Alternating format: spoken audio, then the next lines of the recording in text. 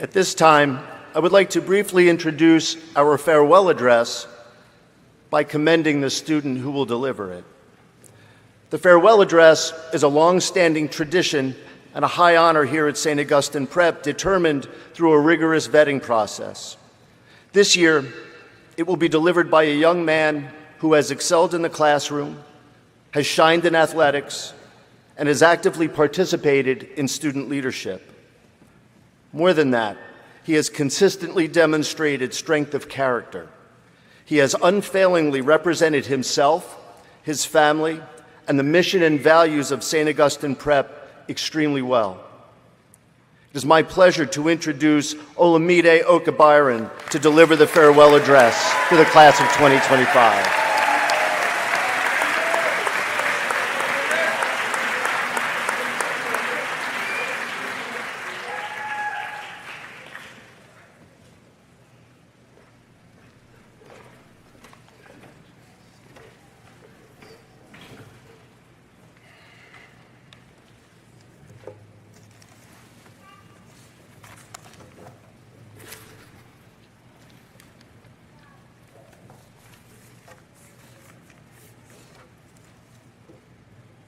Good afternoon.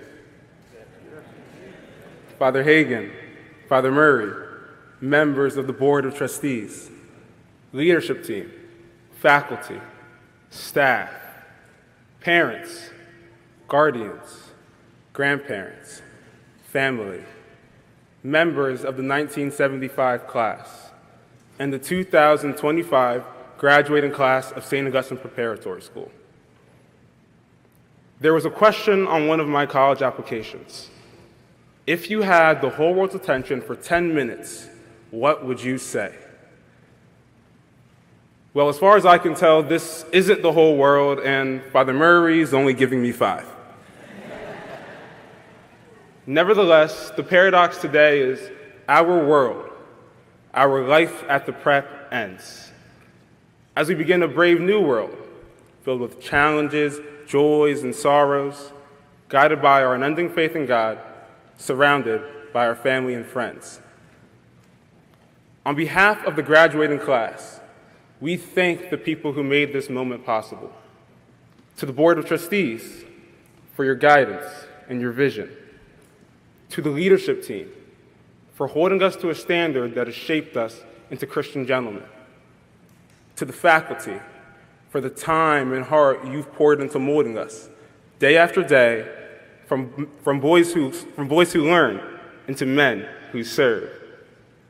To the staff and facilities teams, for the quiet yet constant care you've shown our physical campus, as well as my hermit brothers, ensuring this place, our home away from home, is clean, safe, and vibrant. To the parents, for the sacrifices, the support, and the love that brought us here. Not just ready to graduate, but ready to grow, academically, socially, and spiritually. And finally, to my fellow hermit brothers, for creating a brotherhood that pushes each other forward, challenging one another to reach heights otherwise inconceivable. Thank you. As we stand here today on the cusp of life outside the prep, it is easy to remember the big moments, the moments many would label as unforgettable. One that stands out is Coach Laws getting his ankles broken on Brotherhood Day. But maybe for you, it's wearing your blazer for the first time and signing the Brotherhood book, or the rowdies running with Cherokee's flag after beating them on their home field. Or maybe it's the personal moments for which we spent years striving. We've all had them. Winning that state championship, receiving that acceptance letter to your dream college, earning that scholarship, getting a decent grade in English class. These moments, the ones that feel monumental, the ones that we will recall in future years, are ultimately just that, moments. That's the thing about moments. No matter how big, how loud, or how perfect they feel, they fade. The applause quiets, the trophies collect dust, Even this very moment, our graduation, something we've labored towards for 4 years, will pass. Yet we must remember these moments have taught us to seek and grow. As St. Augustine wrote, "You have made us for yourself, O Lord, and our hearts are restless until they rest in you." That restlessness, it's in all of us. It's why we work so hard for that good grade, that starting spot, that championship, this graduation. Because that moment, that second where we felt on top of the world, seemed as if it would finally satisfy our yearning to become. However, like all moments, it too will pass. The lesson learned is the moment isn't what lasts, because although it fades, the growth stays. The desire that we think is a yearning to achieve, to convince ourselves that we're capable of more than we ever imagined, a need to break the mold and stand out, is actually more than that. The truth is, the restlessness isn't about a singular moment of proving ourselves.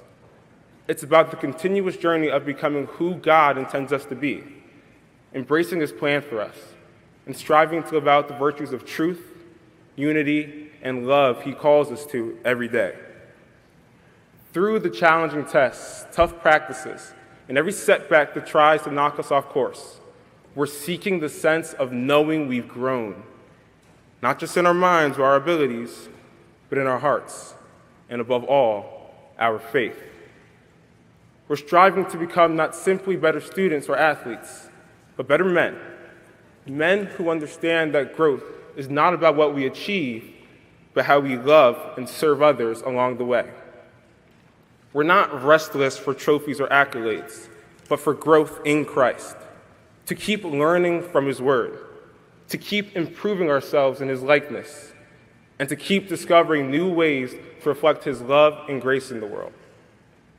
The restlessness manifested in the late-night study sessions when no one was watching, the practices in the rain, the quiet conversations that shaped our perspective, the times we chose what was right over what was easy, even when it was difficult. The brotherhood we built, not in grand gestures, but in everyday moments sustained by faith. Gentlemen, these are the things that last. These are the things that formed us, not just into graduates, but into men of faith, into men who, yes, are restless, but who now know what to do with it. We don't simply leave here with memories, we leave with momentum, not because of the big moments we celebrated, but because of the growth we've earned along the way, the growth we cultivated in order to reach that moment, the growth that we have realized is not just of our own doing, but made full by the grace, love, and guidance of God. As we stand on the threshold of the future, the restlessness that has driven us through these years doesn't end today. It doesn't end with our diplomas or one final moment of triumph. The growth we've cultivated in this community, through struggle, success, and everything in between, is not a destination. It's a launching pad. The future will demand that same restlessness. It will demand our growth, not to receive accolades or moments of recognition, but so we can serve, lead, and reflect God's love in the world. Although we may face challenges and opportunities alone at times, we will carry our brotherhood with us, continuing to push one another towards the purpose God has for us. The world may be uncertain, but again, we leave here with more than just memories. We leave with a foundation built on a restless faith, on brotherhood, and on the growth we've earned. As we move into this next chapter, we don't have to have all the answers, but we know we're equipped to continue growing. And in that growth, God will guide us, as He always has. The restlessness we felt here, it's a gift that pushes us to keep striving to become the men He has made us to be, even when the moments fade. So, as we exit as men to serve, Let us carry that restlessness with us, and let it be the fuel for the journey ahead. Let our greatest accomplishment not lie in the moments we achieve, but in how we continue to grow, love, and serve. Brothers, the world is waiting. Let's answer the call. May God bless you.